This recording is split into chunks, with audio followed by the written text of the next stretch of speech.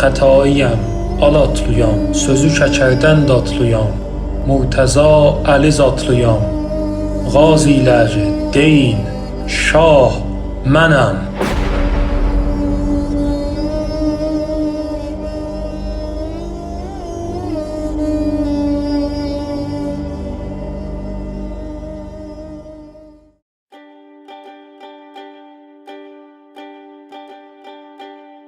شیخ صفی‌الدین اسحاق اردبیلی در سال 630 هجری شمسی مصادف با 1252 میلادی در روستای کلخوران اردبیل به دنیا آمد. پدر او امین‌الدین جبرئی دارای 6 پسر و 1 دختر و شیخ پنجمین فرزند او بود. او از همان خردسالی روحی ناآرام و جستجوگر برای یافتن مرشدی کامل و الهی داشت که او را در راه رسیدن به مقصود یاری و هدایت کند.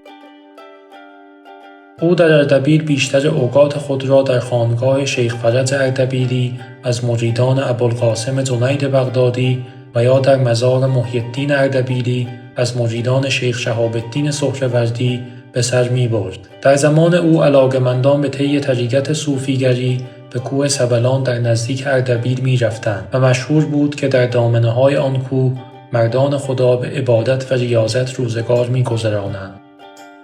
شیخ صفی که در طلب مرشد سخت کوش بود به کوه سبلان رفت، ولی در آنجا کسی که بتواند نیاز او را برآورد نیافته و به اردبیل بازگشت.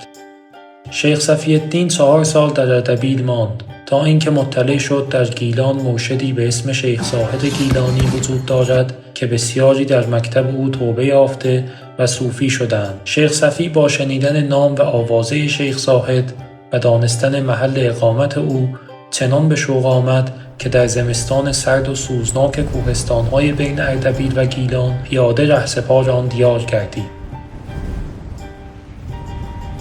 او در ماه رمضان سال 655 شمسی وارد خانقاه شیخ زاهد شده و با وی دیدار کرد. شیخ صفی‌الدین که سالها در شوق دیدار شیخ زاهد به سر می برد به دست او توبه یافت و وارد مکتب صوفیگری و عرفان شد. شیخ زاهد در تربیت شیخ صفی و ارشاد او به طی مرحله‌های طریقت با علاقه وافر می‌کوشید. شیخ صفی در آغاز همواره روزه می‌گرفت و در هفته 1 بار افطار می‌کرد، ولی بر اثر اندرس‌های شیخ زاهد در هر 3 روز و سپس در هر روز افطار می‌کرد. شیخ صفی از خوردن گوشت اجتناب می‌کرد و تنها برنج و بعضی از گیاهان را تناول می‌نمود. شیخ زاهد که شیخ صفی را در ریاضت ثابت قدم و او را خواهان وصول به مدارج بالا دید، بیش از گذشته به تربیت او اهتمام ورزیده و علاقه‌اش به او پیوسته فزونی می‌گرفت. سرانجام دختر خود فاطمه را به عقد شیخ صفی درآورد و او را جانشین خود اعلام کرد. همه شواهد تاریخی گواه آن است که شیخ صفی‌الدین اردبیلی در زمان خود از احترام عمومی در میان بسیاری از گروه‌های اجتماعی برخوردار بوده و دارای مریدان بسیار از تالش و آذربایجان و آسیای صغیر گرفته تا شام و دیاربکر گردید.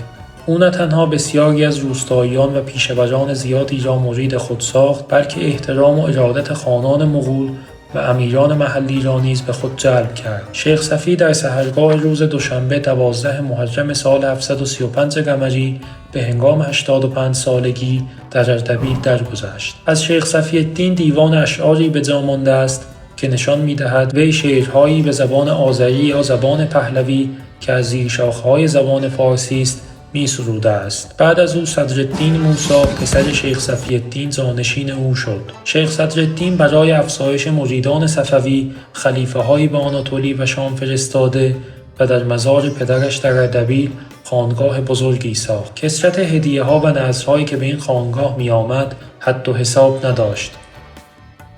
شیخ صدرالدین پس از 59 سال رهبری درویشان در 90 سالگی در سال 794 قمری درگذشت. بعد از او خواجه علی پسر صدرالدین جانشین او شد. خواجه علی عموما لباس سیاه می پوشید و به همین جهت به خواجه علی سیاه پوش معروف شد. در تاریخ است که به هنگام برگشت تیمور لنگ از جنگ آنکارا در مسیر با خواجه علی دیدار کرده است، ولی اسکندر بیگ منشی و وقایع نگار شاه عباس اول در کتاب ارزنده خود درباره ملاقات امیر تیمور با خواجه علی زیرکانه تجدید می کند و می نویسد بین الجمهور چنین مشهور است که امیر تیمور را با حضرت سلیمان صدرالدین موسی ملاقات افتاده است. اگرچه این روایت در کتب تاریخ و حالات منظوم و منصور این سلسله به تواتر رسیده است، ولی به نظر احگر این اتفاق نرسیده است.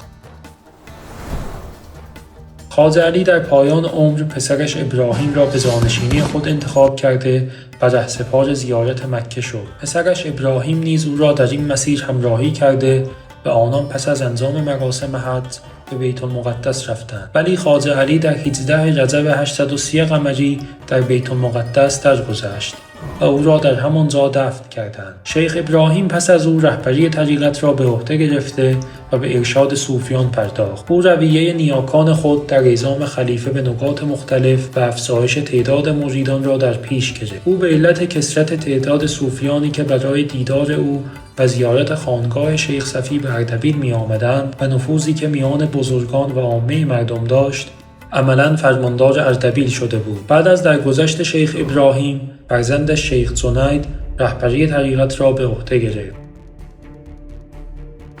جنید که نوجوانی جویای نام و قدرت دوست بود، آشکارا مذهب شیعه و لزوم جهاد با کفار را تبلیغ می‌کرد و پیروان خود را به گرویدن به مذهب تشیع و نبرد با کافران فرا می‌خواند. با گرد آمدن صوفیان کثیری به دور او، جهانشاه گرگویونلو که نگران قدرت روزافزون شیخ جنید و روحیه جنگجویی او بود، در صدد اخراج جنید از اردبیل و دور کردن او از کلیه سرزمین‌های قلمرو خود برآمد. بی تردید جهانشاه با قدرت نظامی که داشت به راحتی میتوانست جنید را از میان بردارد، ولی او به کشتن جنید مبارزت نورزید، چرا که تا آن زمان هیچ یک از شیخان دودمان صفوی از طرف فرمانروایان حاکم کشته نشده بودند و قتل جنید ممکن بود موجب شورش مریدان از آن گذشته‌اش گردد و برای جهانشاه دشواری‌های جدی به وجود آورد. جهانشاه پس از مدتی او را تهدید کرد که اگر اردبیل را ترک نکند، شخصاً خواهم آمد و اردبیل را خراب کرده و قتل عام خواهم کرد. جنید در سال 1448 میلادی با تعداد اندکی از پیروان وفادار خود اردبیل را به سوی آناتولی ترک کرد.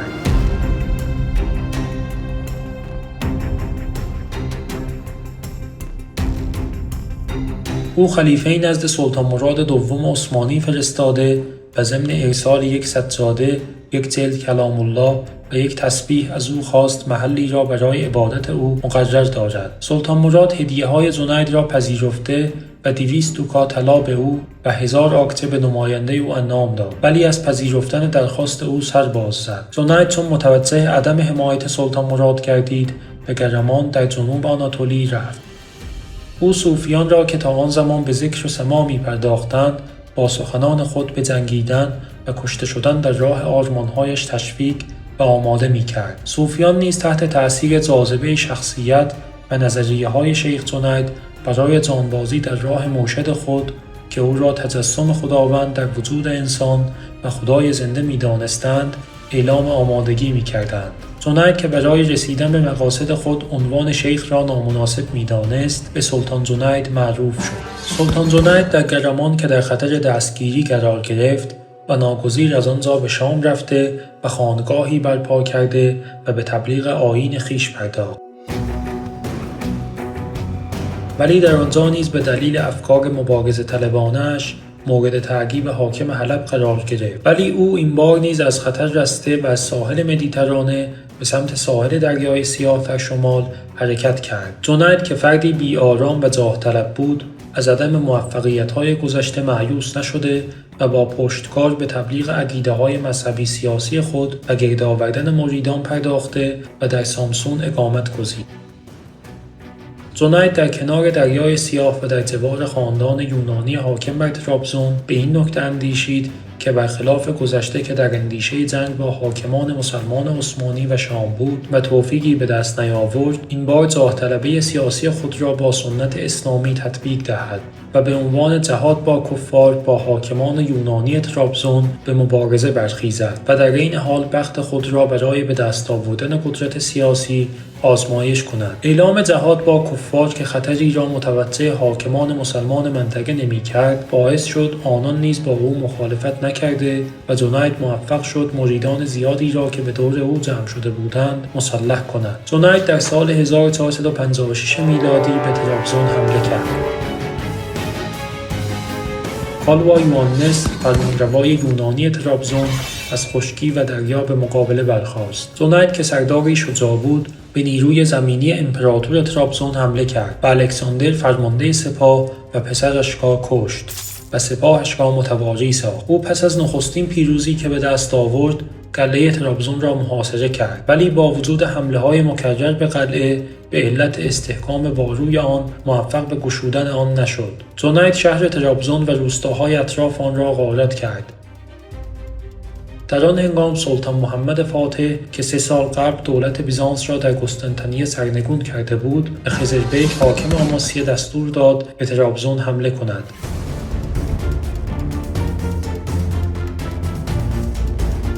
سپاه عثمانی چون به طرابزون نزدیک شد، جنید از آن شهر به ولایت دیاربکر که از ناحیه‌های مهم تأمین مریدان او بود رفته و در آنجا اقامت گزید.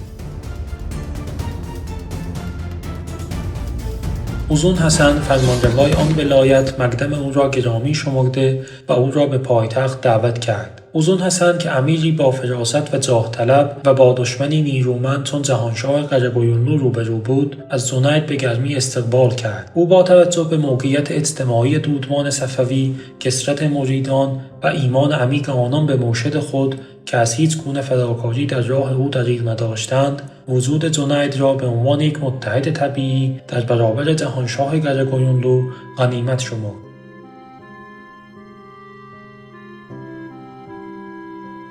جنید مدت 3 سال در دیاربکر به سر برد. او به قدری محبوب اوزون حسن شد که حسن بیگ خواهر خود خدیجه بگم را به عقد ازدواج او درآورد. بی تردید حسن بیگ و جنید در این خویشاوندی گوشه چشمی به بهره برداری سیاسی نیز داشتند. جنید در سال 1459 میلادی دیاربکر را ترک کرده و پس از 11 سال به سمت اردبیل حرکت کرد.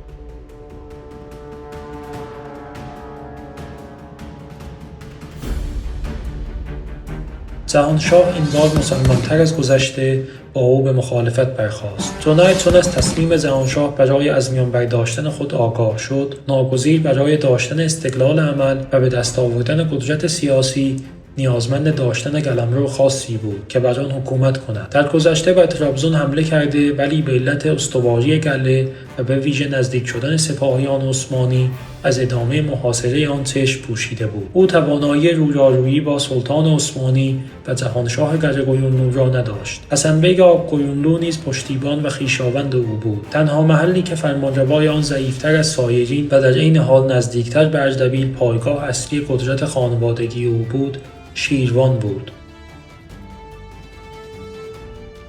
جنید که با اعزام خلیفه ها به اطراف موفق به گردآوری 10,000 مرید مسلح گردیده بود، در پاییز 1459 میلادی به بهانه جهاد با کفار رهسپار شیروان شد.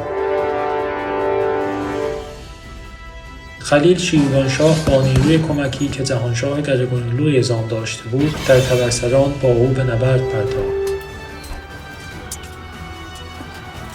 سپاه جنید در هم شکسته و خودش نیز کشته شد.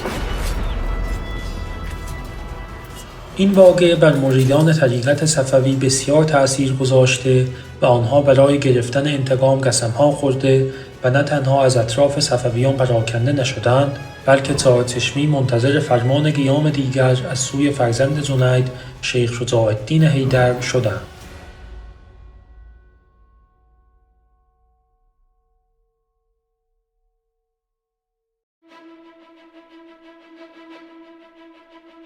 با کشته شدن جنید، حسن بیگ از خواهرزاده خود حیدر نگهداری کرد. حیدر فرزند جنید در زیردست امیر مدبر و شجاعی چون دایی خود تربیت یافت.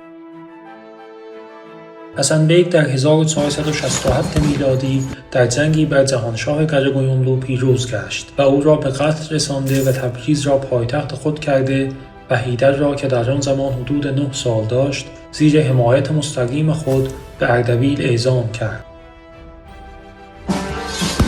حسن بیگ تا پایان عمر خود از او حمایت کرد. او به خاطر علاقه به شیخ حیدر دختر خود مارتا را که از همسر یونانیش داشت به اسم حلیمه بگم مشهور به علمشاه بگم به همسری شیخ حیدر در آورد. حیدر مانند پدرش جنید شجاع، ناآرام، قدرت دوست و در فنون جنگی از شمشیرزنی و تیراندازی تا سوارکاری و فرماندهی تبحر داشت. با شخصیت نیرومند و پرجاذبه خود در ایجاد ایمان عمیق در مریدانش تا به آن حد توفیق یافت که مریدانش او را نیز چون پدرش خدا دانستند و اطاعت از دستورهای او را بر خود واجب شمردند. سفیر جمهوری ونیز در دربار حسن بیگ درباره شیخ حیدر می‌نویسد که او چنان در کار خود کامیاب شد که در این عهدی که از آن یاد می‌کنیم همه او را از اولیاء الله و وجودی تقریباً الهی پنداشتند. شیخ حیدر همچون پدرش به جای جنگ با حاکمان مسلمان صلاح را در جهاد با کفار دانست و تصمیم گرفت به داغستان و سپس سرزمین چرکستان حمله کند. او با صوفیان جنگاور خود که مشتاق جنگیدن و جانبازی در راه مرشد کامل بودند از دربند و شیروان عبور کرده و داغستان را مورد تهاجم قرار داد. او در نبردهایی که در آن ولایت کرد پیروز گردید و با اسیران و غنیمت‌های بسیار به اردبیل بازگشت.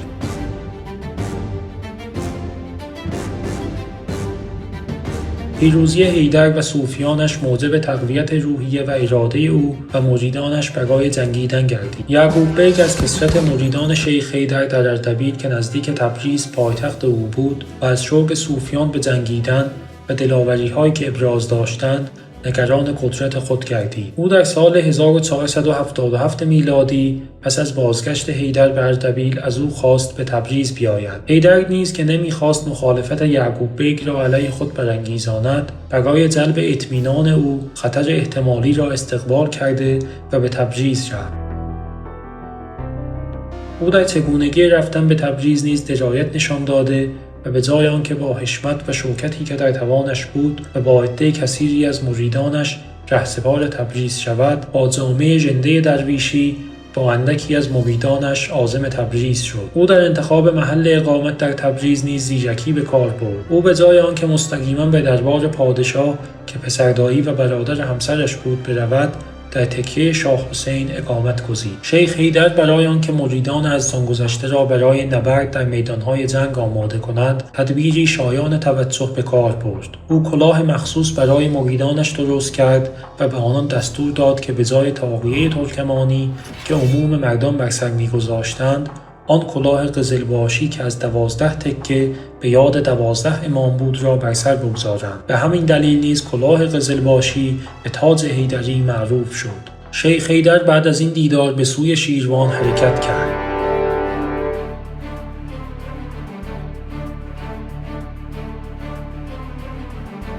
حیدر به شهر شماخی در شیروان هجوم آورد.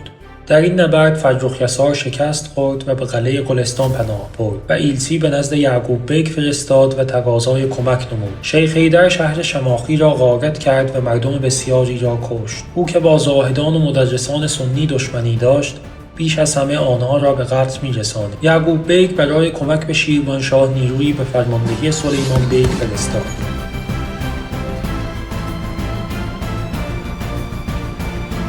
شیخ در آستانه فتح قلعه قرار گرفته بود که از نزدیکی نیروهای یعقوب بیگ به فرماندهی سلیمان بیگ آگاه شد. او ناگزیر از محاصره قلعه دربند دست کشیده و به سوی آنان شتافت. دو نیرو در سال 1488 میلادی در تبرسران روبرو شدند. آنها در شدت گرمای تابستان به جنگ پرداختند. شیخ حیدر در آن نبرد دلیری‌ها کرد. به هر طرف که اسب میتاخت جنگجویان را به خاک میانداخت. حیدر چنان هراسی در میان لشکریان دشمن ایجاد کرد که به هر طرف که هجوم می‌آورد هیچ پهلوان نامدار جلویش نمی ایستاد. شیخ حیدر و صوفیان نظم سپاهیان یعقوب بیگ را در هم شکستند. آنان در آستانه پیروزی قرار گرفته بودند که ناگهان تیری به گلوی شیخ حیدر اصابت کرد. این تیر او را از پای در آورد. صوفیان که سردار دلیر و معبود خود را از دست رفته دیدند، به جای آنکه بگریزند خشمگینانه به نیروی دشمن حمله کردند، ولی دیگر کار از کار گذشته بود. صوفیان سرانجام در این جنگ شکست خورده و میدان جنگ را ترک کردند. علی آقا کاپوچی دربان یعقوب بیگ سر شیخ حیدر را از بدن جدا کرده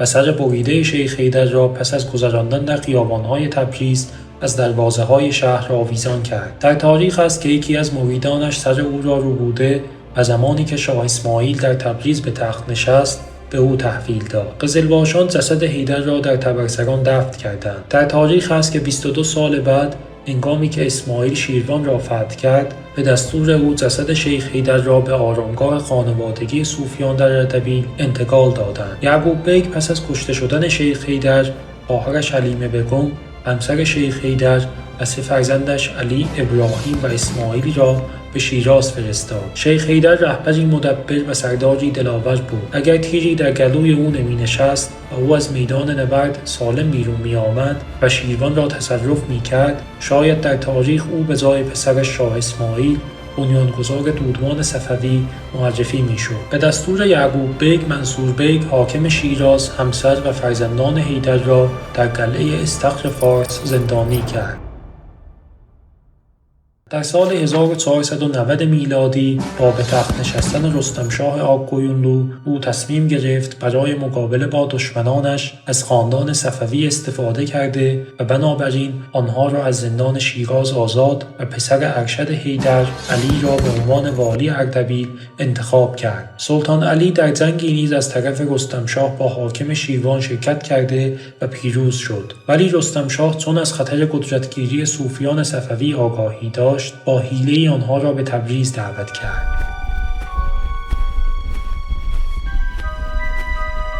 سلطان علی که در تبریز از حیله او آگاه شد، از شهر گریخت. ولی شاه سپاهی را از پشت آنان فرستاده و سلطان علی برای کسب زمان بیشتر به مقابله با آنها در میانه راه پرداخت و برادرانش را به اردبیل فرستاد. سلطان علی در این جنگ کشته شد. به دستور رستمشاه نیروهای دولتی تمام اردبیل را برای پیدا کردن اسماعیل زیر و رو کردند، ولی دستشان به او نرسید. سران صوفیان صفوی به علت جستجوی مداوم خانه‌های مظنون در اردبیل و سختگیری‌هایی که به عمل می‌آوردند، تصمیم گرفتند اسماعیل خردسال را از اردبیل بیرون ببرند. با کشته شدن شیخ حیدر پدر و شیخ جنید پدر بزرگ اسماعیل، آخرین امید صوفیان و مریدان طریقت صفوی به اسماعیل بود. او که کوچکترین فرزند خانواده و فقط 7 سال داشت، توسط قزلباشان فراری داده شده و از گزند نیروهای حکومتی که در به در دنبال او می‌گشتند در لاهیجان مخفی شد، تا اینکه اسماعیل بعد از 4 سال زندگی مخفیانه به نزدیکان خود اعلام کرد که قصد خروج از لاهیجان را در سر دارد. این تصمیم اسماعیل نقطه عطفی در تاریخ ایران است، چرا که بعد از 850 سال شاه اسماعیل بود که توانست قلمرو ساسانی ایران را احیا و از ماوراءالنهر تا بین النهرین را فتح کرده و دوباره ایران را یکپارچه سازد. بنابراین اسماعیل نیمه شب 15 محرم سال 905 قمری برای به دستگیری رهبری طریقت صفوی، زمانی که فقط 12 سال داشت، مخفیانه به همراه 7 تن از برجسته ترین سرداران قزلباش از لاهیجان به مقصد اردبیل به راه افتاد.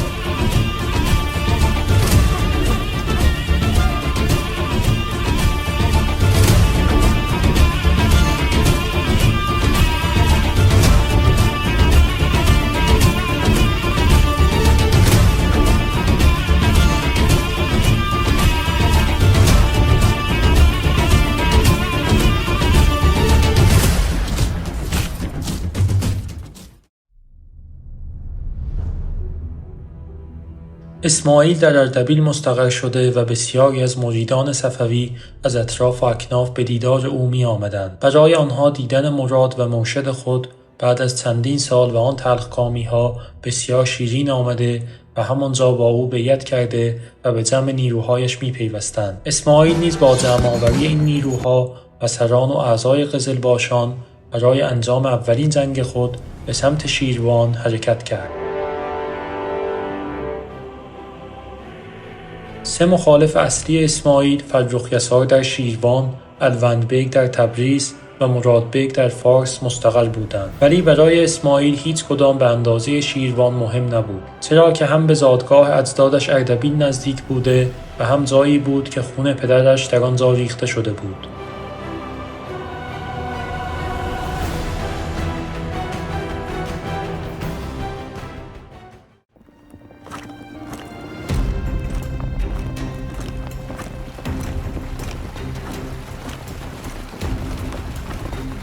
در میانه راه به علت بارندگی رودخانه‌ای که در مسیر قرار داشت طغیان کرده و عبور از آن دشوار به نظر می رسید. بهرام بیگ از سرداران قزلباش سپاهیان خود را متوقف ساخت و در صدد تهیه کشتی برآمد. اسماعیل که بسیار دلیر و بیباک بود با اسب خود را به میان آبهای پرخروش زد.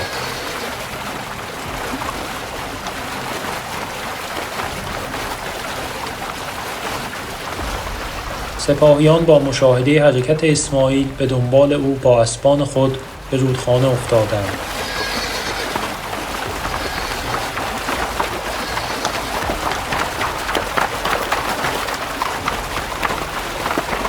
این اقدام اسماعیل و عبور بی خطرشان از رود پرآب به اعتقاد مریدان به او افزوده و آن را نشانه‌ای از تقدس وجود او می‌دانستند.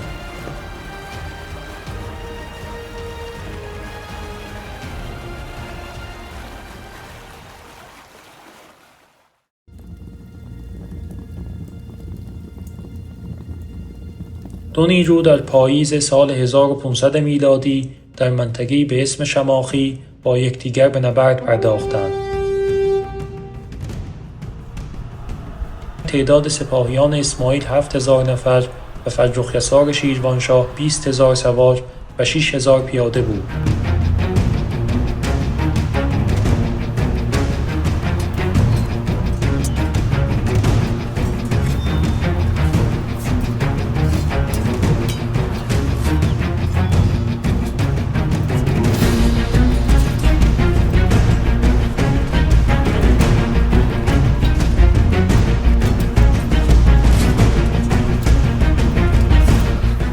در آغاز نبرد سپاه فرخ یسار چیره شده و نظم سپاه اسماعیل را به هم ریخت. فرخ یسار که آثار شکست را در سپاه اسماعیل دید به کلیه سواران دستور حمله داد تا جنگ را هرچه زودتر تمام کنند.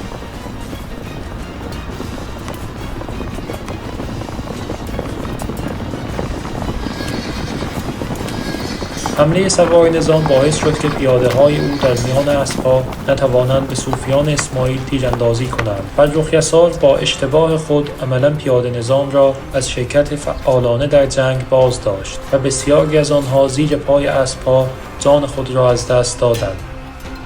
از آن سو اسماعیل که در قلب سپاه جای داشت با مشاهده حمله سواران شیروانشاه دلیرانه به آنان حمله کرد. صوفیان جناح‌های راست و چپ که در آستانه شکست قرار داشتند با دیدن اسماعیل در میدان جنگ شجاعانه به پایداری برخاستند.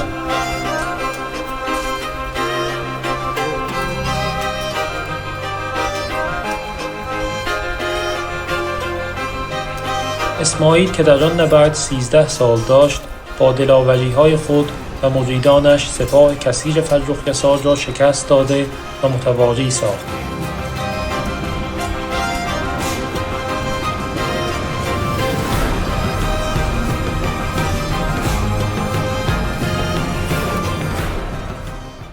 این اولین پیروزی اسماعیل نوجوان بود. او سپس برای تکمیل پیروزی خود به سمت باکو رهسپار و قلعه گلستان را محاصره نموده و آنجا را نیز فتح کرد. اکنون اسماعیل برای اولین بار در تاریخ صفویان صاحب قلمرو شده بود. شیخ محمد خلیفه که از طرف شیخ اسماعیل برای کسب خبر به قره‌باغ اعزام شده بود، پیغام داد که الوند بیگ با سپاهی بزرگ در نخجوان مستقر شده است. بنابراین اسماعیل بلا درنگ به سمت الوند بیگ به راه افتاد.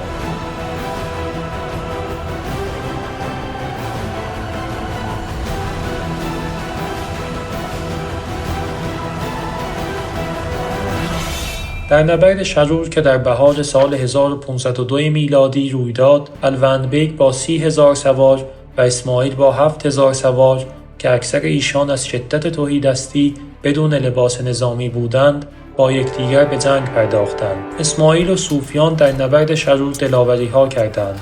مریدان اسماعیل با دیدن او در میدان کارزار که شجاعانه به هر سو حمله می‌کرد با صدای قربان اولدوغم صدقه اولدوغم پیر مرشدین که شیوه و شعار فرقه ناجیان قزلباش است به انبوه سپاه الوند بیگ حمله ور شدند و آن را در هم شکستند. الوند بیگ موفق به فرار گردید و به سوی ارزنجان گریخت. در آن نبرد غنیمت‌های بسیار نصیب لشکریان اسماعیل شد و آنها را بین لشکریانش تقسیم کرد. با پیروزی اسماعیل راه حرکت به سمت تبریز و اعلام پادشاهی بر اسماعیل جوان باز شد. بنابراین وی به سمت تبریز حرکت و بدون مقاومت وارد شهر شد.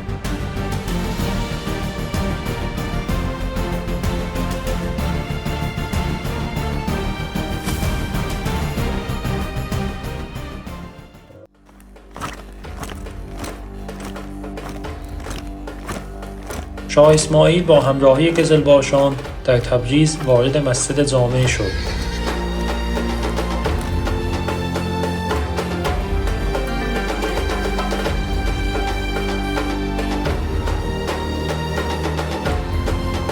او به اسم خود خطبه خوانده و آغاز پادشاهی و خلافت دودمان صفوی در ایران را اعلام و مذهب تشیع را به عنوان مذهب رسمی ایران اعلام کرد.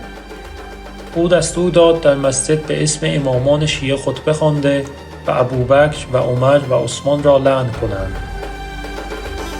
اسماعیل جوان که اکنون شاه اسماعیل شده بود، در پاسخ به علمای اهل سنت و بعضا حتی علمای تشیع که ترس آن را داشتند که اهالی سنی مردم تبریز آیین تشیع را نپذیرفته و قیام کنند، گفت مرا به این کار باز داشتند و خدای عالم و حضرات ائمه معصومین همراه من هستند و من از هیچ کس باک ندارم.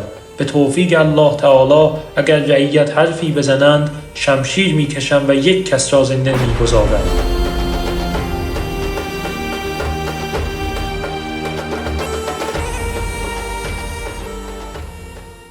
شاه اسماعیل در تبریز مرتکب بسیاری بیرحمی‌ها گردید. با آنکه مردم تبریز در برابر او مقاومتی نکردند و او بدون جنگ وارد تبریز شد، گروه بسیاری از مردم بیگناه تبریز به خاطر این کینخواهی‌ها کشته شدند. به دستور او نه تنها گور سلطان یعقوب بلکه مزار بسیاری از فرماندهان سپاه را که در نبرد تبرسران و کشته شدن پدرش شیخ حیدر شرکت داشتند را نبش کرده و همچنین افراد خانواده آق‌قیونلو مورد تعقیب قرار گرفتند. با استقرار شاه اسماعیل در تبریز، آوازه پیروزی‌ها و نام او در سراسر منطقه پخش شده بود. مراد بیگ پس از آگاهی از شکست‌های الوند بیگ نیروی بزرگی بسیج کرده و در همدان اردو زد. شاه اسماعیل نیز پیش دستی کرده و قبل از حمله او به تبریز برای سرکوب کردنش از تبریز به سمت همدان حرکت کرد.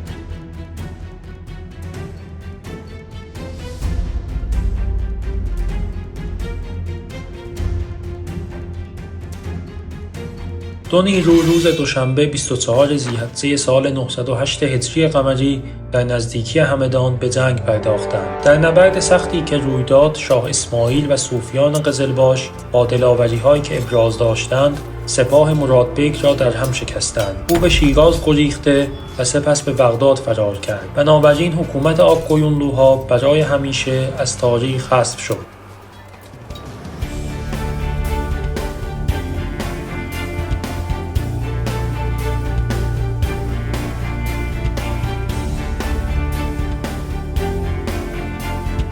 شاه اسماعیل پیروزمندانه وارد شیراز شد. او در آن شهر به کشتار مردم سنی پرداخت و بسیاری از خطیبان و دینداران سنی را به قتل رساند. در هنگام توقف شاه اسماعیل در شیراز، والیان لار و بصره به حضور او رسیده و اظهار اطاعت کردند. شاه نیز به آنان خلعت داده و حکومت ولایت‌های خودشان را به آنها تسلیم کرد. خان محمد استاذرو که برای فتح کرمان اعزام شده بود، با پیروزی به شیراز بازگشت و احمد بیگ والی یزد نیز کلید آن شهر را تسلیم شاه اسماعیل کرد. شاه اسماعیل پس از تصرف استان فارس به کاشان رفت.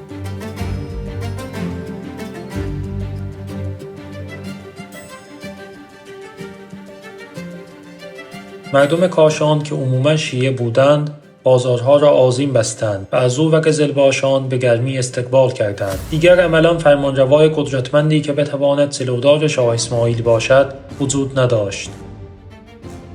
شاه اسماعیل از کاشان به قم رفت. مردم قم که عموما شیعه بوده و نزدیک به 800 سال با مهنت تقیه کرده و مذهب خود را پنهان نگه داشته بودند، مانند مردم کاشان از او با شوق و شادی استقبال کردند. بنابراین قم نیز به قلمرو صفویان اضافه شد.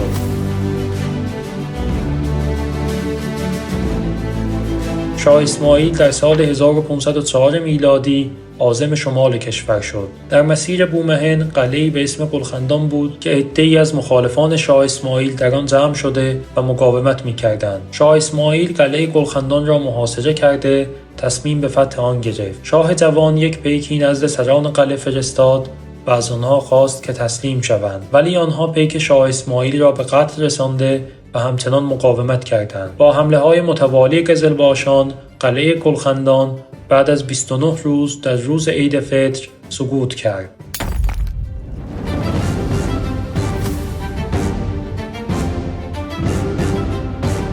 شاه اسماعیل در آنجا دستور به کشتار داده و آن قلعه را ویران کرد، به طوری که بعد از آن تاریخ قلعه گلخندان اهمیت استراتژیکی خود را از دست داده و کارآمدی‌اش از بین رفت.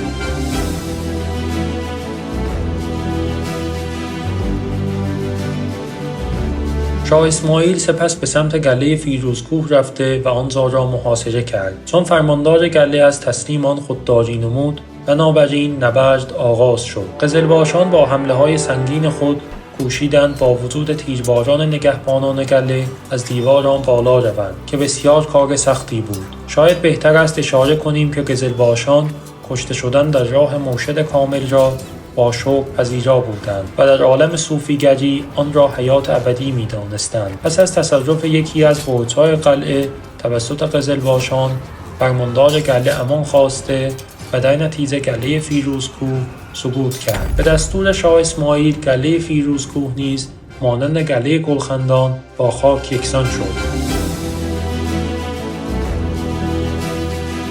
پس از فتح فیروزکوه شورشی در یزد اتفاق افتاده و شاه اسماعیل مجبور شد رهسپار یزد شود.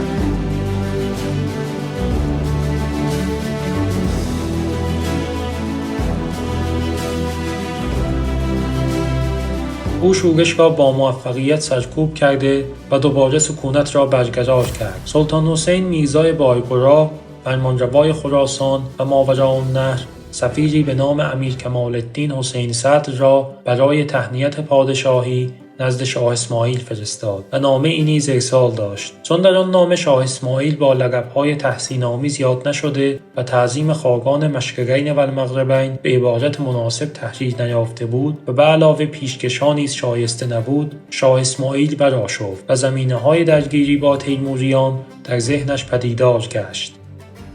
شاه اسماعیل پس از بازگشت به یزد رهسپار اصفهان شد. هنگام اقامت شاه اسماعیل در اصفهان، ایلچی سلطان بایزید دوم عثمانی با هدیه‌ها به حضور او رسید و فتح ولایت‌های تسخیر شده را تبریک گفت. این اتفاق نشان می‌دهد که در اوایل سلطنت صفوی‌ها مشکلی میان عثمانی‌ها با آنان وجود نداشت.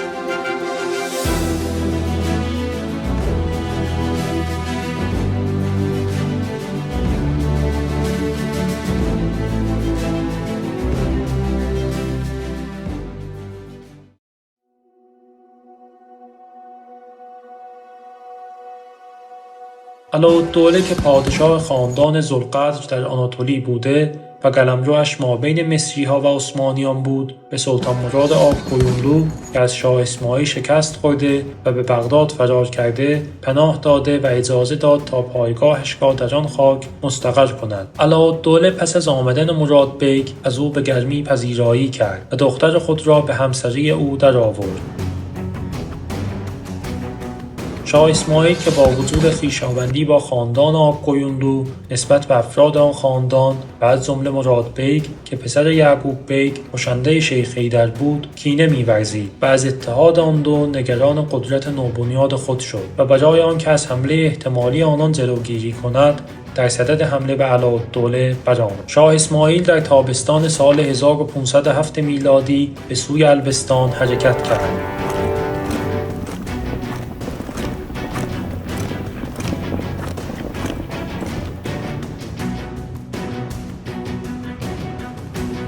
او برای آنکه علاءالدوله ذوالقدر را غافلگیر کند از ورود مستقیم به قلمرو او خودداری نمود و از شمال وارد خاک عثمانی شد. این اقدام که تجاوز آشکار به خاک عثمانی بود، می توانست موجب برخورد خصمانه بین دو کشور شود. شاه اسماعیل که در آن زمان نمیخواست مخالفت سلطان عثمانی را برانگیزد، به سپاهیان خود دستور اکید داد از کشتار مردم و تجاوز به اموال آنان خودداری کنند و همچنین نامه محبت آمیز به سلطان بایزید نوشته و ماجرا را به او اطلاع داد. علاءالدوله که توان مقابله با شاه اسماعیل را در خود نمیدید، فرار کرده و شاه وارد البستان شد.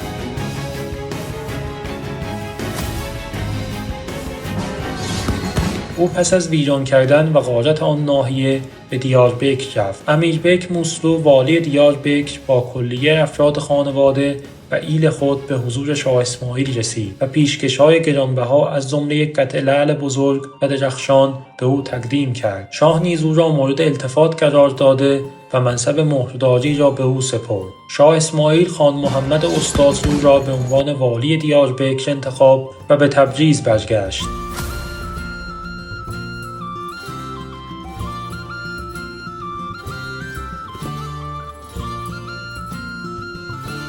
شاه اسماعیل برای تثبیت قدرت خود در غرب و یکپارچگی کامل می‌دانست دیر یا زود باید ولایت بغداد که آخرین پایگاه قدرت آق‌قیونلو بود را فتح کند. آن زمان باجیک بیگ از جانب مراد بیگ آق‌قیونلو حاکم بغداد بود. شاه اسماعیل با کینه‌ای که نسبت به خاندان آق‌قیونلو می‌ورزید، تاب فرمانروایی این خاندان را از آن ناحیه نداشت. مهمتر از آن، او با تعصب در شیعیگری آرزومند بود با فتح بغداد و بین النهرین بر نجف و کربلا، دو شهر مقدس شیعیان، دست یافته و به زیارت امامان شیعه نائل گردد. شاه اسماعیل ابتدا خواست که بغداد را بدون جنگ به تصرف درآورد. او خلیل بیگ یساول را که فردی کاردان و خوشبیان بود به عنوان ایلچی نزد باجیک بیگ فرستاد و از او خواست که از شاه صفوی اطاعت کند. باجیک بیگ این پیشنهاد را نپذیرفته و به گردآوری و تجهیز سپاه و تدارک آذوقه پرداخت و قلعه بغداد را برای پایداری طولانی مدت در برابر قزلباشان آماده کرد. شاه اسماعیل پس از آگاهی از تصمیم باجیک بیگ به پایداری به سمت بغداد به راه افتاد.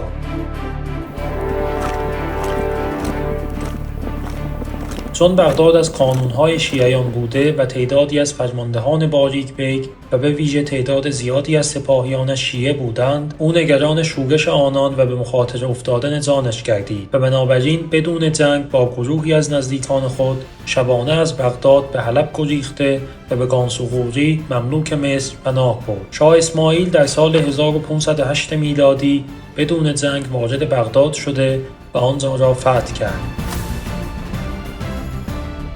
با آنکه مردم بغداد در برابر او ایستادگی نکردند، او در آن شهر نیز مانند بسیاری شهرهای دیگر به کشتار مردم بیگناه دستور داد. شاه اسماعیل در بغداد مرتکب عمل نکوهیده دیگری نیز شد. به دستور او آرامگاه ابوحنیفه، یکی از 4 پیشوای مذهبی سنیان، را ویران کرده و استخوان‌های او را به آتش کشیدند. فتح بغداد و تثبیت سلطنت تشیع آرزوی دیرینه صفویان بود. در این لحظات او و قزلباشان در نزدیک نجف از اسب پیاده شده و تا آرامگاه امام اول شیعیان علی ابن ابی طالب پیاده رفتند. شاه اسماعیل قندیل‌های طلا و قالی‌های ابریشم و اجناس نفیس به آرامگاه‌های مقدس شیعیان در کربلا و نجف هدیه کرد. با آسوده شدن خیال شاه از بغداد و تثبیت قدرت در آن منطقه، با انتخاب والیانی، شاه اسماعیل از بغداد به سمت هویزه در خوزستان که مردم آن ایرانی و فارس زبان بودند حرکت کرد.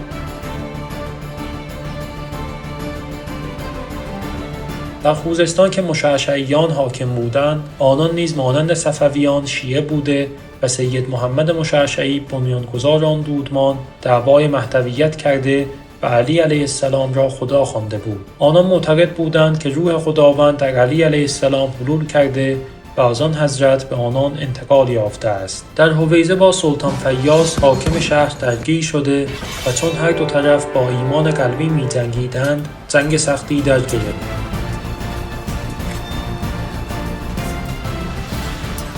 در پایان روز مشعشعیان شکست خورده و سلطان فیاض کشته شد. شاه اسماعیل پس از فتح هویزه به دزفول و شوشتر رفت. حاکمان هر دو شهر بدون جنگ تسلیم شده و به حضور شاه اسماعیل آمده و اظهار اطاعت کردند. بعد از این پیروزی از دیگر نقاط باقی مانده در ایران نیز نامه‌هایی به شاه اسماعیل نوشته شده و خواهان بیعت با او شدند.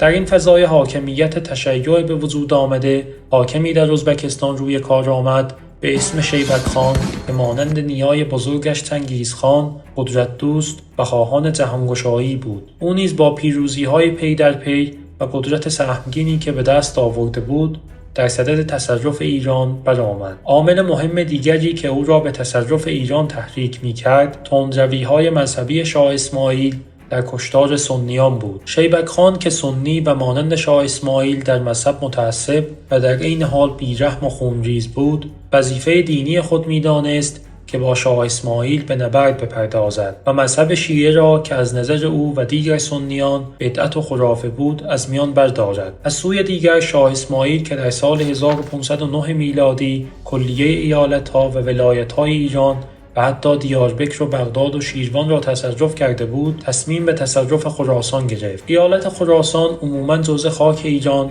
و کانون فرهنگ و ادب و مهد شخصیت‌های برجسته بود و افزون بر آن آرامگاه امام هشتم شیعیان در مشهد قرار داشت و شاه اسماعیل که خود را دارای رسالت الهی برای ترویج مذهب شیعه می‌دانست، نمی‌توانست تحمل کند که آرامگاه مقدس شیعیان در دست شیبک خان سنی باشد. شیبک خان برای اجرای تصمیم خود برای تصرف ایران نیرویی به کرمان فرستاده و آن ولایت را غارت کرد. قاضی شیخ محمد والی کرمان نیز در این جنگ کشته شد. شیبک خان بعد از این پیروزی برای خط و نشان کشیدن به شاه اسماعیل نامه‌ای به او ارسال کرد.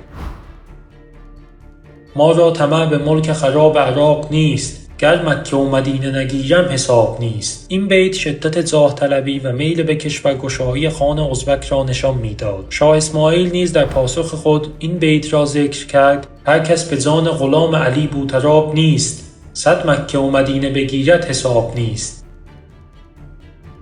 شاه اسماعیل در آن نامه به او نوشت که بعد از نوروز به قصد زیارت آرامگاه امام رضا علیه السلام به مشهد که در آن موقع مانند سایر شهرهای خراسان در تصرف شیبک خان بود خواهد آمد. در این مدت چندین بار شیبک خان به خاک ایران هجوم برد، ولی همگی شکست خورده و عقب نشینی کرد. بالاخره شاه اسماعیل تصمیم به جنگ گرفته و به سوی شیبک خان به راه افتاد. او از کلیه والیان ولایت‌ها خواست در روستای النگ جمع شوند. والیان فارس و کرمان و کردستان و لرستان و دیاربکر و اران و آذربایجان و تقریباً همه بلاد صفوی با سپاه فراوان در اردوی شاه جمع شدند. کثرت تعداد ولایت‌هایی که سپاه برای شرکت در جنگ با شیبک خان اعزام داشته بودند نشان می‌دهد که شاه اسماعیل از نیرومندی نظامی خان ازبک آگاهی داشته و با توجه به آن فراخوان بسیج عمومی داده است.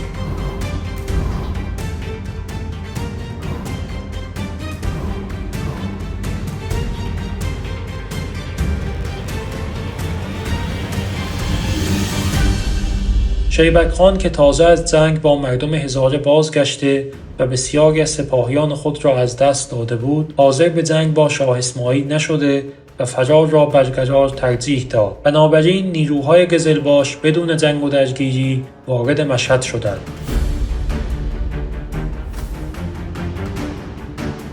شاه اسماعیل پس از زیارت آرامگاه امام هشتم شیعیان چون آگاه شد که شیبک خان به مرو رفته و در گله آن پناه گرفته است، به آن طرف حرکت کرد.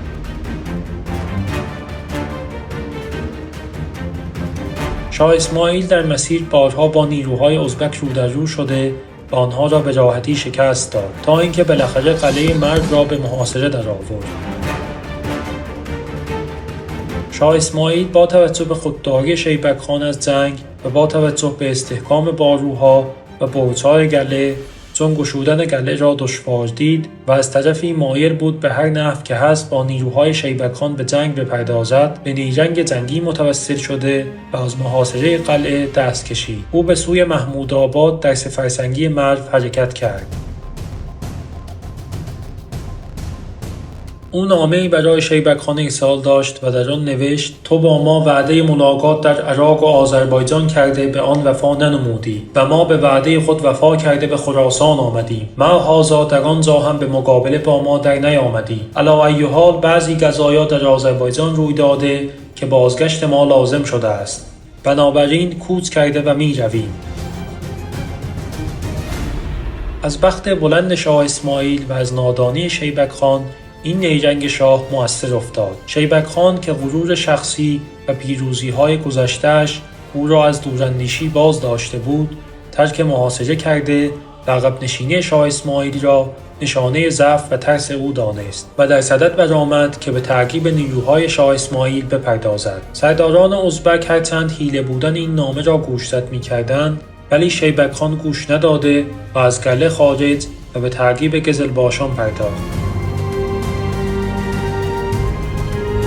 شیبک خان که از فرار نیروی اندک قزلباش که به دستور شاه اسماعیل در منطقه باقی مانده بودند، دچار شعف باور نکردنی شده بود و به سرعت به دنبال آنان شتافت. او پس از عبور از پل محمودآباد با عمده قوای قزلباشان روبرو شد و دانست که به دام افتاده است. چون دیگر گریزی از جنگ نبود، ناچار به آرایش نظامی پرداخت.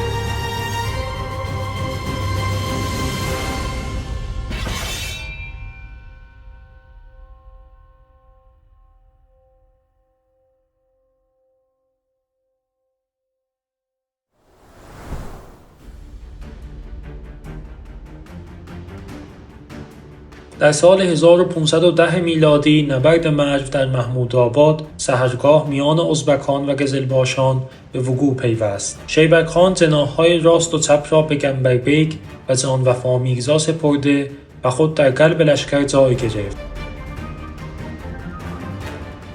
شاه اسماعیل نیز در مرکز نیروها قرار گرفته و جناح راست را به امرای نامداری مثل امیر نظم ثانی و جناح چپ را به بیرانبیگ قرمانی سپرد.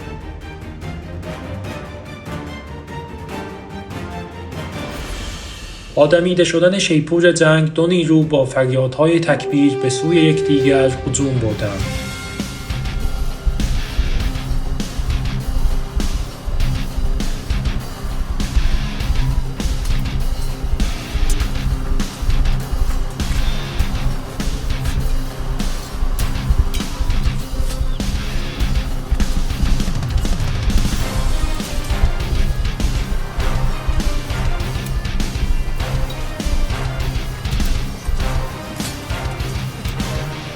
چون شاه اسماعیل مسافت طولانی را طی کرده بود، خستگی راه در نیروهایش وجود داشت، ولی ازبکان به دلیل تازه نفس بودن از جناحین به قدری سخت حمله کردند که در ابتدا نظم سپاهیان قزلباش را در هم فرو ریختند، به طوری که نیروهای ایرانی به زور توانستند نیروها را منسجم نگه داشته و صفوف نیروها را حفظ کنند.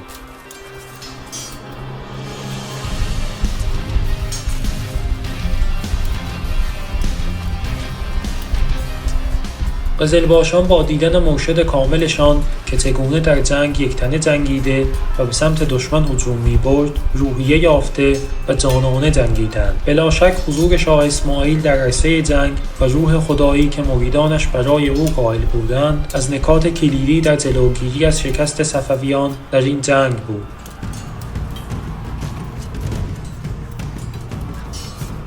با گذشت زمان جناح‌های چپ و راست ازبکان قدم به قدم عقب نشینی کردند. نکته‌ای که در این جنگ مهم بود، علاوه بر قدرت ایمان، صفویان مهارت جنگی بیشتری نسبت به ازبکان داشتند.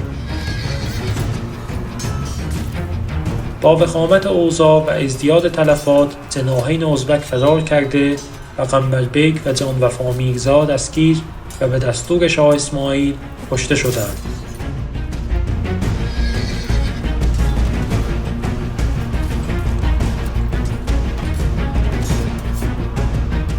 با این کار وضع نیروهای مرکز ازبک نیز چندان تعریفی نداشته و با حملات سهمگین سواران قزلباش نیروهای مرکزشان نیز شکست خورده و پا به فرار گذاشتند.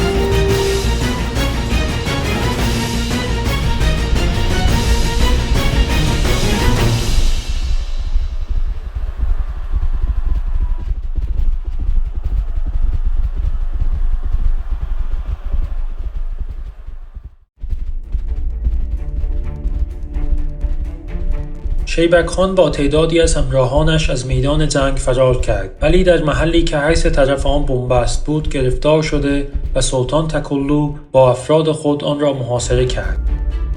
سرانجام به علت ترس و استرس ناشی از کشته شدن و کثرت تعداد ازبکان و تنگی اجرا، بسیاری از آنان زیر دست و پای یکدیگر و یا اسبان له شده و جان خود را از دست دادند و بقیه نیز به دست قزلباشان کشته شدند. قزلباشان جسد شیبک خان را که زیر هجوم ازبکان خفه شده بود بدون آنکه زخمی یا جراحتی داشته باشد در میان آنان یافته و سر او را از تنش جدا و به نزد شاه اسماعیل آوردند.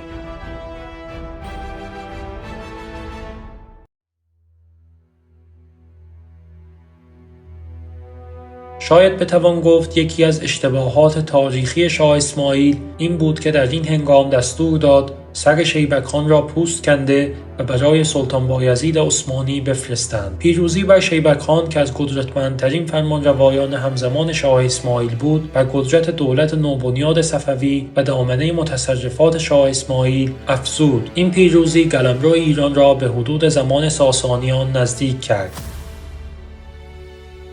با درایت شاه اسماعیل و سلحشوری قزلباشان، کلیه ایالت‌ها و ولایت‌های شیروان، ارمنستان شرقی و ارزنجان و آذربایجان، دیاربکر، کردستان، کرمانشاه، همدان، خوزستان، اصفهان، خراسان، هرات، بلخ و مرو و بسیاری دیگر از نقاط جغرافیایی که از دیرباز متعلق به ایران بودند، دوباره زیر یک بیرق جمع شدند.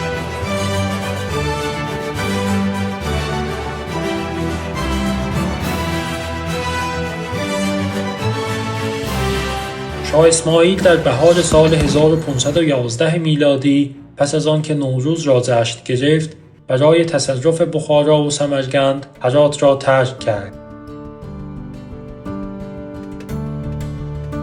در میانه راه نامه‌ای از طرف امیران این دو ولایت به شاه اسماعیل رسید که عرض اطاعت کرده و سلطنت او را به رسمیت می‌شناختند. شاه اسماعیل که نمی‌خواست دوباره وارد جنگی در این ناحیه بشود، پیشکش‌های تقدیمی آنان را پذیرفته و با الحاق آن مناطق به قلمرو صفوی از میانه راه به سمت قم تغییر مسیر داد.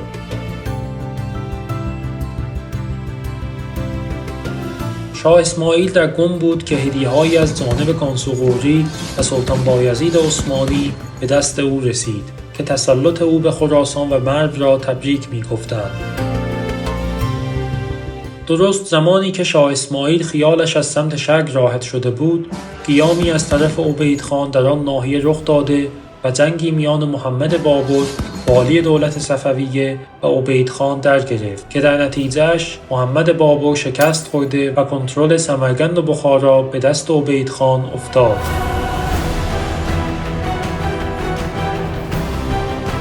شاه اسماعیل با آگاهی از سرکشی ازبکان با آشفتگی وضع ماوراءالنهر سپاه انبوهی گرد آورده و امیر نجم ثانی از سرداران برجسته قزلباشگاه به فرماندهی سپاه برگزیده و او را مأمور سرکوبی ازبکان کرد.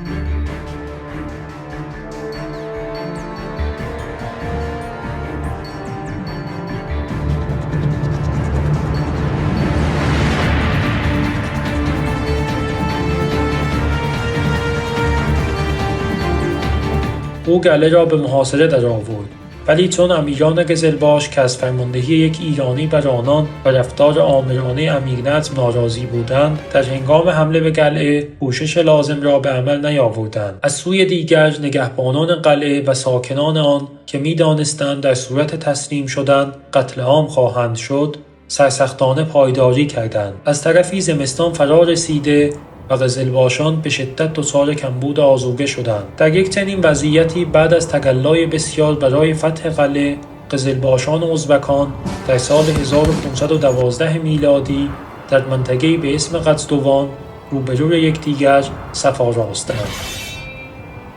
اولین شکست قزلباشان در تاریخ صفویان در این میدان به وقوع پیوست، به طوری که امیران برجسته قزلباش بدون آنکه نبرد کنند از میدان جنگ گریخته و امیرنظم را در برابر سپاه ازبکان تنها گذاشتند. از امیران برجسته قزلباش تنها بیرانبگ گرمانی والی بلخ در میدان جنگ باقی ماند. امیرنظم با وجود توطئه سران قزلباش و فرار آنان و با وجود انبوه سپاه ازبکان و اندک بودن سپاهیانش در میدان جنگ ثابت قدم بر جای ماند. بیرانبگ در همان آغاز جنگ با اصابت تیری کشته شد.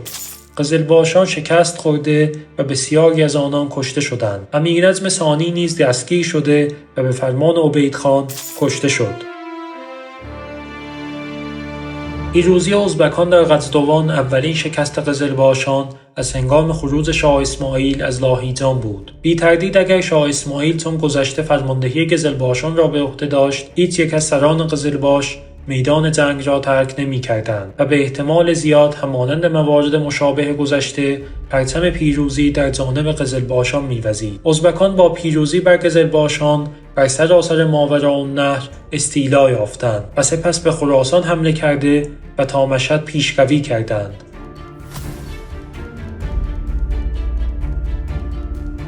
حسین بیگ والی هرات چون آگاه شد که ازبکان قصد تصرف هرات را دارند، پیش از آن که آنان به سوی آن شهر حرکت کنند، آنجا را ترک و از راه بیابان سیستان و طبس رهسپار اردوی شاه اسماعیل شد. تیمورسلطان از نزدیکان عبیدخان پس از اطلاع از فرار سران قزلباش خود را به هرات رسانده و آن شهر را تصرف کرد. بنابراین تیمورسلطان در هرات و عبیدخان در مشهد خطبه خوانده و به نام خود سکه ضرب کردند.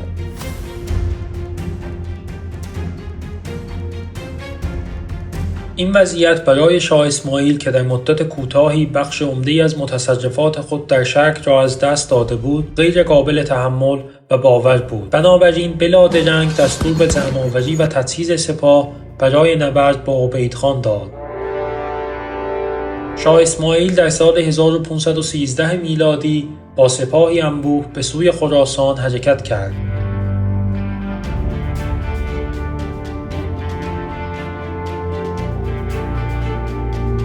عبیدخان که در مشهد اقامت داشت، چون از حرکت شاه اسماعیل آگاه شد، آن شهر را ترک کرده و به بخارا رفت. تیمورسلطان نیز از هرات دست کشیده و عازم سمرقند شد.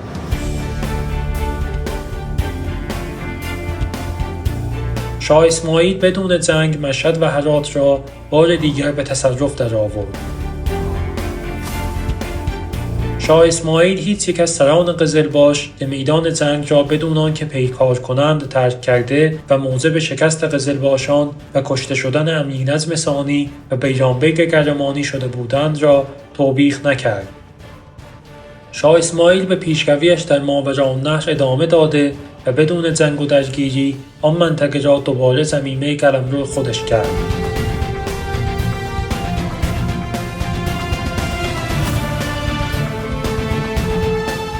درست زمانی که شاه اسماعیل به مرزهای شرقی سر و سامان داده و ایران را به یک ثبات نسبی رسانده بود، اتفاقی در مرزهای غربی ایران یعنی قلمرو عثمانی رخ داد.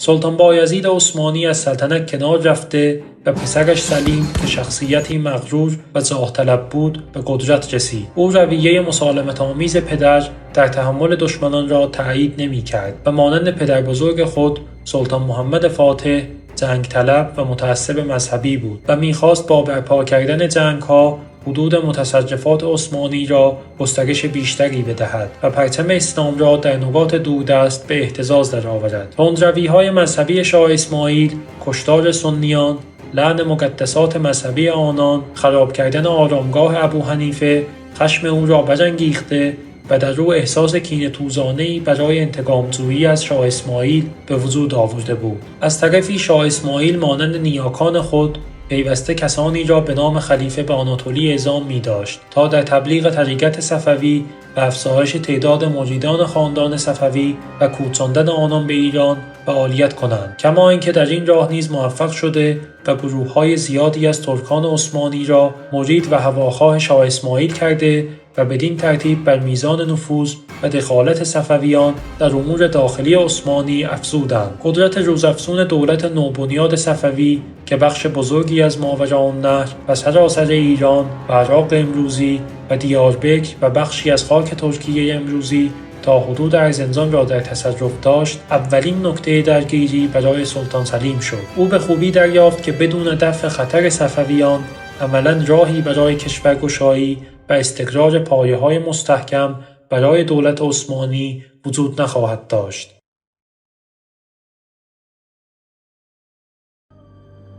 هر دو قدرت نیرومند با داشتن مذهب جداگانه متخاصم و همچنین تمایلات توسعه طلبی خصم یکدیگر بودند و افزایش قدرت و توسعه قلمرو خود را در گرو ناتوانی و جدا شدن بخشی از خاک دیگری می‌دانستند. بدین ترتیب سلطان سلیم به علمای اهل سنت نامه نوشته و درخواست فتوا برای جهاد با کفار قزلباش کرد.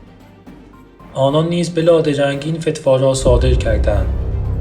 بنابراین سلطان سلیم با نایب السلطنه تعیین کردن شاهزاده سلیمان با اردوی خود به سمت تبریز به راه افتاد.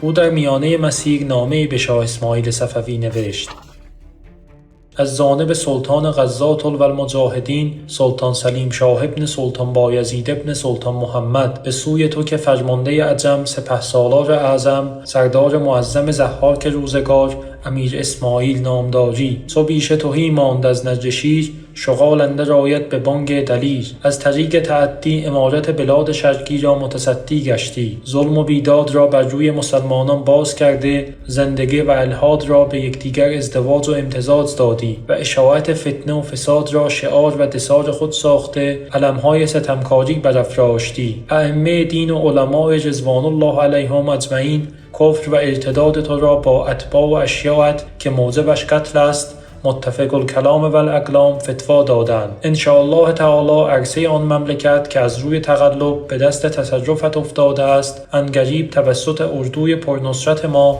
فتح خواهد شد. مدتی است که از غایت سبکساری سودای سرداری در سرداری و از فرط خودرأیی دعوای جهانگیری و کشورگشایی بر زبان میآوری. چون مردی به میدان مردان درآی که هرچه نهاده پرده تقدیر است به ظهور آید. والامر و مرض الله و السلام علی من اتبع الهدی.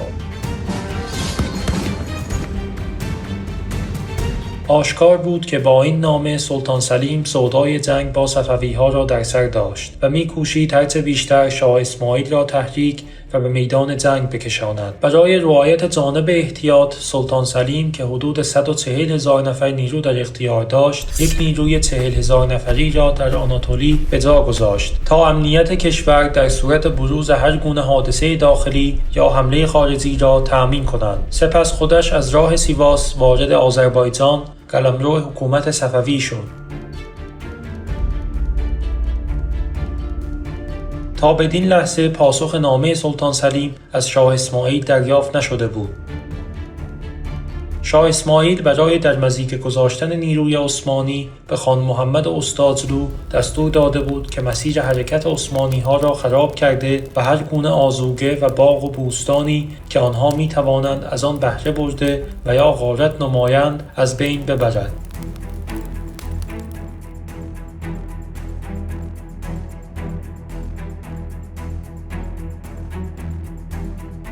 ولی چون سلیم از دیرباز می دانست که مسیر حرکت به دیار عجم دشواری‌های خودش را دارد و احتمال قحطی و کمبود آذوقه وجود دارد از مسیر دریا آذوقه اضافی به منطقه فرستاده و تا حدود این مشکل را برطرف کرد.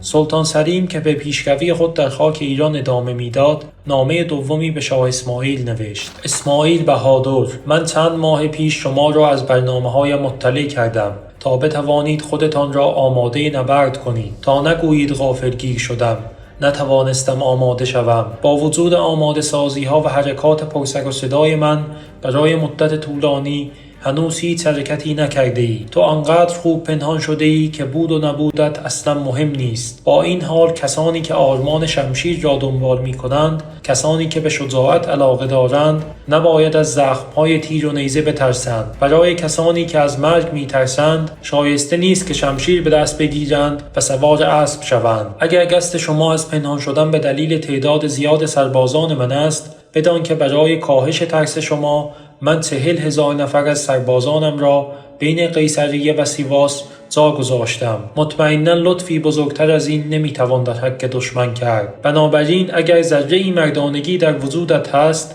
به میدان بیا. با ارسال این نامه همچنان جوابی از شاه اسماعیل دریافت نشده بود. سلطان سلیم که راه پرمشقتی را طی کرده بود، میدانست که در صورت عدم جنگ یا مواجهه با صفویان مجبور است دست خالی برگردد، که این را برای پادشاهی که تازه به تخت نشسته و کلی ادعا دارد به هیچ وجه مناسب ندیده و امکان شورش در لشکرش را افزایش میداد. در چنین فضایی نامه‌ای از طرف شاه اسماعیل رسید: به سلطان سلیم شاه، نامه‌هایتان رسید. لشکرکشی ما به آناتولی در زمان پدر مرحومتان به دلیل تکبر علاءالدوله بود. در غیر این صورت ما هیچ مشکلی با عثمانی ها نداریم. خواهان چیزی جز دوستی و همکاری میان طرفین نیستیم. بیشتر مردم آن کشور از اجداد ما هستند و ما از دیرباز با خاندان شما یک سلسله روابط دوستی داشته ایم. همانطور که در زمان تیمورخان اتفاق افتاد، ما راضی نیستیم که در کشورتان نابسامانی به وجود آید. نیازی به کلمات و الفاظ نامناسب نیست. عبارات این نامه که نوشته شده را مناسب یک پادشاه ندیدم و چنین انتظاری از یک فرمانروا نداشتم. این سخنان باید توسط کاتبانی نوشته شده باشند که تریاک خوردند. بنابراین من یک ظرف تریاک مهرموم شده با مهر خودمان برای استفاده آنها میفرستم. من در حال حاضر در حوالی اصفهان مشغول شکار هستم. ما این پاسخ را فوراً و به شیوهی دوستانه نوشته و بلافاصله آمادگی‌های لازم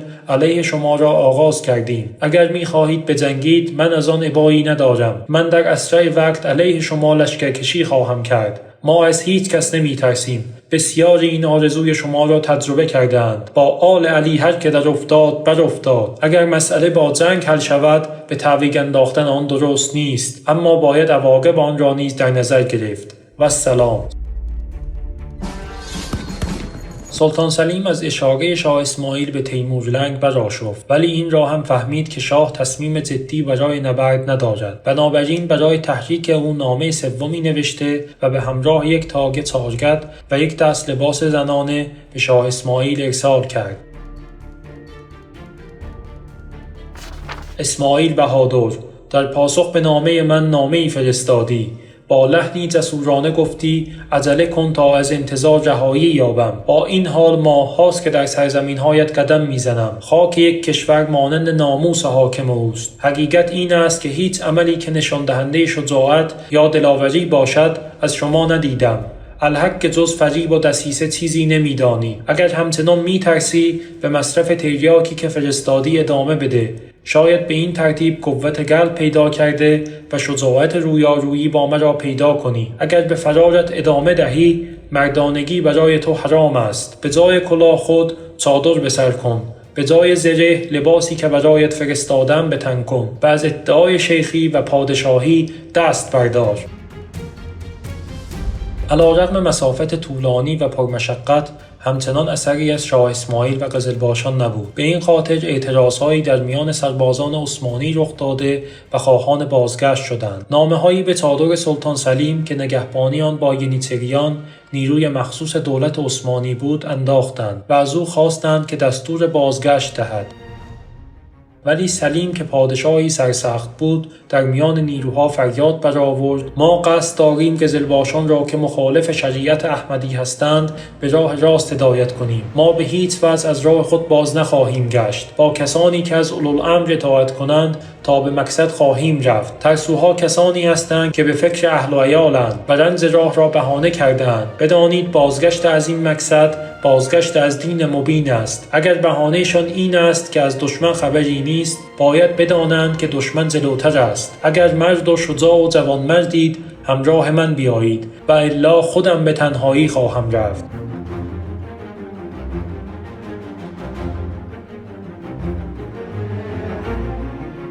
سربازان چون سلطان سلیم را در تصمیم خود راسخ دیدند، به پیشروی در خاک ایران ادامه دادند. در آن هنگام علی بیگ فرزند شهسوار ذوالقدر که قبلا برای خبرگیری و کسب اطلاع از قزلباشان عازم شده بود، با 12 سر بریده قزلباش و تعدادی اسیر به اردوگاه آمد و اظهار داشت که با گروهی از سپاهیان قزلباش به جنگ پرداخته و از اسیران اطلاع یافته است که نیروهای شاه اسماعیل و خان محمد استادلو در خوی به یکدیگر پیوستند. بنابراین سلیم سریعا تغییر مسیر داده و به سمت خوی حرکت کرد.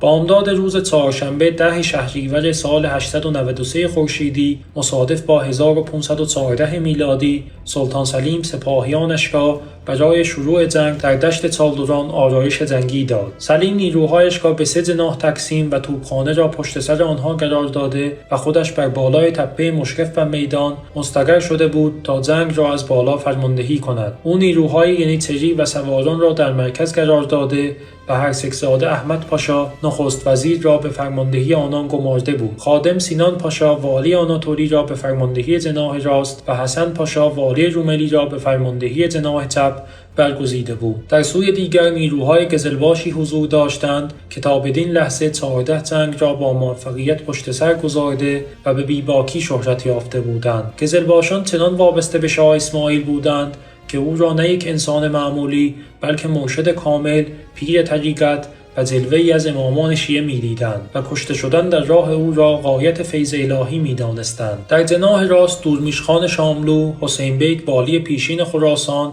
خلیل سلطان ذوالقدر حاکم فارس، نورعلی خلیفه حاکم ارزنجان با گروهی از سران قزلباش قرار گرفته و شاه اسماعیل شخصا فرماندهی این جناح را بر عهده گرفته بود. در جناح چپ نیز فرماندهی را خان محمد استادلو به همراه برخی از برجسته ترین سرداران قزلباش در اختیار داشت. از آن جایی که سپاه عثمانی خسته راه بودند، شاه اسماعیل همراه سوارانش با بیباکی و دلیری که در کمتر فرماندهی دیده می شود حمله را آغاز کرد. بنابراین جنگ چالدران یکی از مهمترین نبردهای تاریخ ایران رسما آغاز شد.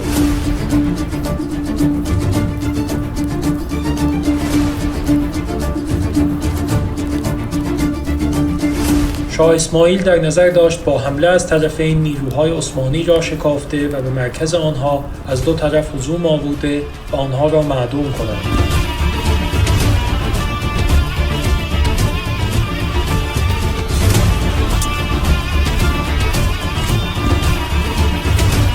حمله شاه اسماعیل چنان تهاجمی و سنگین بود که در همان اوایل جنگ حسن پاشا فرمانده جناح چپ عثمانی ها کشته شده و سپاهیانش تار و مار شد. مالکوت اولو که از پهلوانان نامی عثمانی هاست و دستور داشت شاه اسماعیل را کشته و سرش را برای سلطان سلیم ببرد، به هنگام حمله به شاه اسماعیل چنان ضربتی از او دریافت کرد که سرش از وسط تا گردن 2 شقه شد.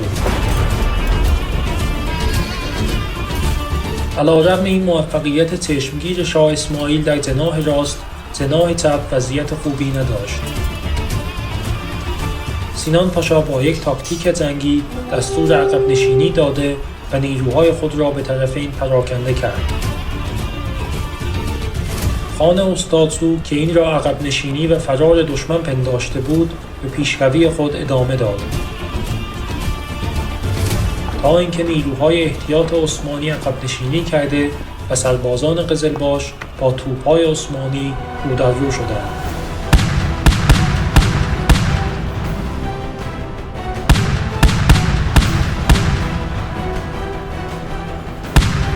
با آتش توپخانه نظم صفوف صفویان در هم ریخته و پا به فرار گذاشتند. سینان پاشا برای جلوگیری از فرار دستور به محاصره آنان داد. بنابراین جناح چپ صفویان کاملا معدوم شده و در بهترین حالت پا به فرار گذاشتند. سلطان سلیم که نابودی جناح چپ صفویان را از بالای تپه مشاهده کرد، دستور داد تا نیروهای ینیچری در وسط به کمک جناح چپشان برود. این ینیچری‌ها که مجهز به تفنگ بودند، ابتدا از دور شلیک کرده و سپس با تمام توان حمله کردند. شاه اسماعیل که مثل رعد و برق به اطراف اسب دوانده و با تمام قدرت می‌جنگید، ولی نتوانست نیروها را در مقابل این سیل خروشان ینیچری‌ها که شغلشان جنگیدن بود سر و سامان دهد. در نهایت که شاه اسماعیل که از قسمت پا و کتف زخمی شده بود، با فداکاری چندین قزلباش جان برکف و به اصرار و التماس آنها از میدان محاربه فرار کرد. با فرار شاه اسماعیل قزلباشان نیز پا به فرار گذاشتند.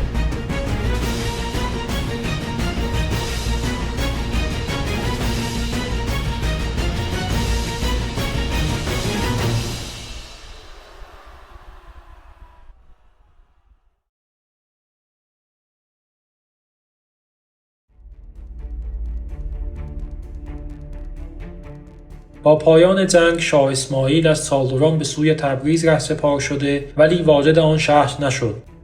او شب هنگام از کنار آن گذشته و عازم درگزین نزدیک همدان شد. شاید شاه اسماعیل به خاطر ترس از کسانی که پدران و نزدیکان آنان را کشته و یا به اجبار در تبریز تغییر مذهب داده بود، وارد تبریز نشده و از کنار آن عبور کرد.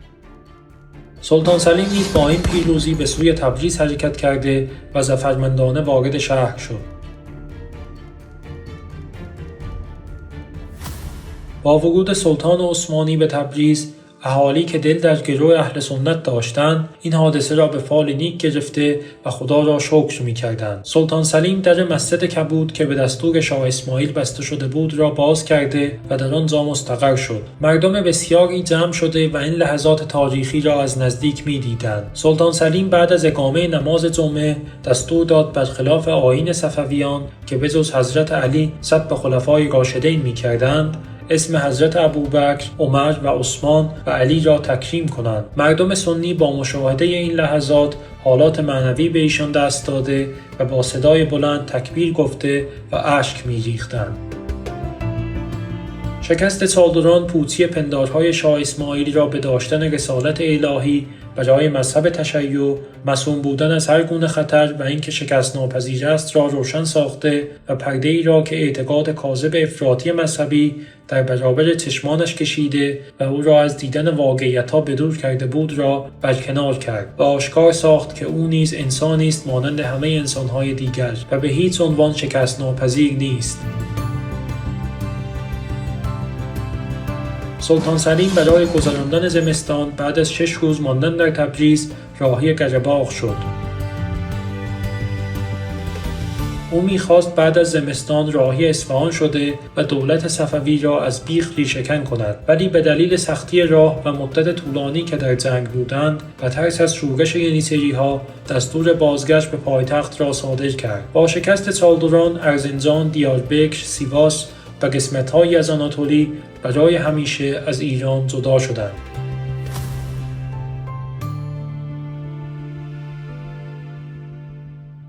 شاه اسماعیل در سال 924 هجری پس از برگزاری جشن نوروز در نخجوان به قم رفته و آنجا آگاه شد که والیان مازندران در پرداخت خراج سالانه سرپیچی کردند. شاه اسماعیل با آنکه در آن موقع در قم و نزدیک مازندران بود، با روحیه دوری از جنگ که پس از شکست چالدران بر وی عارض شده بود، از رفتن به مازندران خودداری کرده و درویش خان را به همراهی قزلباشان برای سرکوبی آنان اعزام داشت.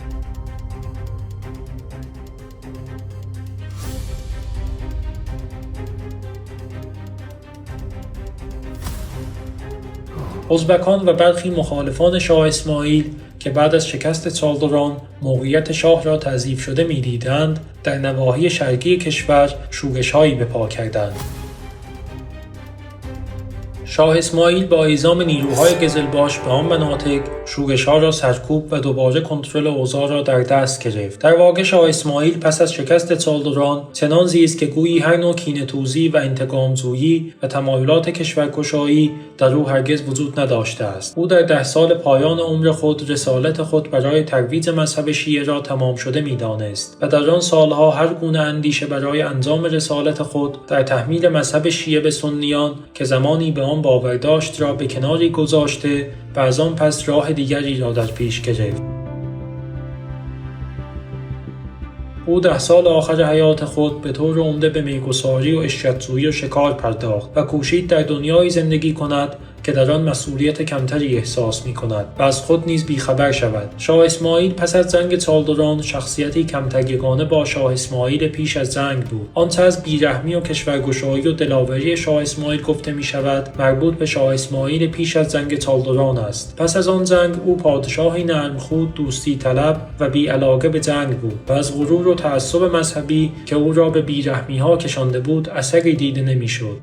شاه اسماعیل بعد از طی یک دوره افسردگی، زمانی که برای شکار از تبریز به شکی رفته بود، بیمار شده و تلاش بسیاری پزشکان نیز تأثیر نکرده و وضعیتش به وخامت گرایید تا اینکه در نیمه شب دوم خرداد سال 903 خورشیدی مصادف با سال 1524 میلادی دعوت حق را لبیک گفته و دار فانی را وداع کرد.